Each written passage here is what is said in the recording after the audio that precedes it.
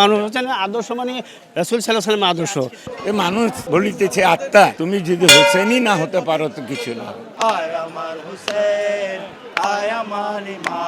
আজকের দিনে ঐতিহাসিকদের মতে অনেক ধরনের ঘটনা ঘটে থাকতে পারে, সেটা সত্য হোক মিথ্যা হোক, সেটা হলো ইসলাম পূর্ববর্তী ঘটনা। বাট আমাদেরকে দৃষ্টিপাত করতে হবে ইসলাম নিয়ে, ইসলাম ধর্মের কোন ঐতিহাসিক ঘটনাটা আজকে ঘটেছে, এবং সেটা হচ্ছে আমাদের প্রাণপ্রিয় নবীজির দৌহিত্র ইমাম হোসেনের শাহাদত বরণ পাপিষ্ট কুলাঙ্গার ইয়াজিদ বাহিনীর হাতে।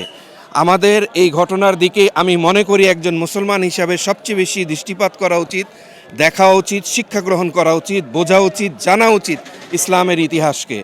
এবং এই ঘটনার সবচেয়ে বড় শিক্ষা যেটা ইমাম হোসেন আলাইহিস সালাম আমাদেরকে দিয়ে গেছেন, সেটা হচ্ছে যে অন্যায় এবং অবিচারের সাথে কখনোই আপোষ করতে নেই, সর্বদা অন্যায়ের বিরুদ্ধে দাঁড়াতে হয়। এবং সে কারণেই তিনি তার পরিবার পরিজন সহ কারবালার ময়দানে এসে দাঁড়িয়েছিলেন ইয়াজিদ বাহিনীর বিরুদ্ধে এবং অন্যায়ের প্রতিবাদ করার জন্য।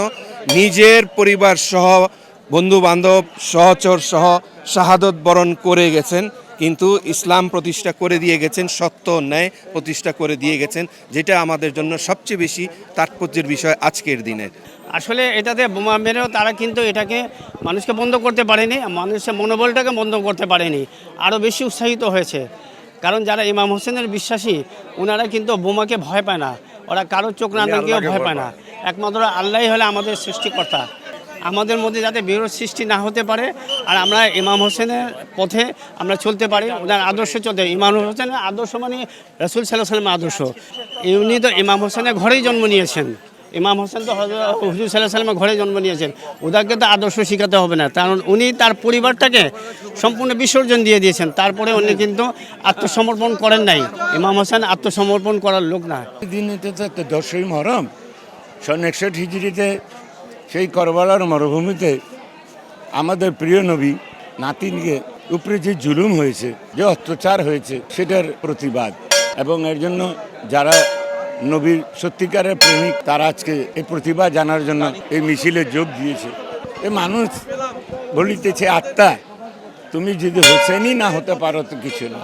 আজকে আমরা সব নবীর উম্মত, নবীকে ভালোবাসি। মানুষ রাস্তায় নেমে নবীকে সাক্ষী রাখছে, দেখেন আমাদের প্রিয় নবী, আপনার নাতিন রূপে যে জুলুম হয়েছে, আমরা সেটার প্রতিবাদ জানাচ্ছি এবং মিছিলে যোগ দিয়েছি হোসেনই হয়ে। আয় আমার ইমাম, আয় আমার হুসেন, আয় আমার ইমাম, হয়েছো শহীদ, হয়েছো শহীদ, তুমি তৃষ্ণা কাম। আয় আমার হুসেন, আয় আমার ইমাম।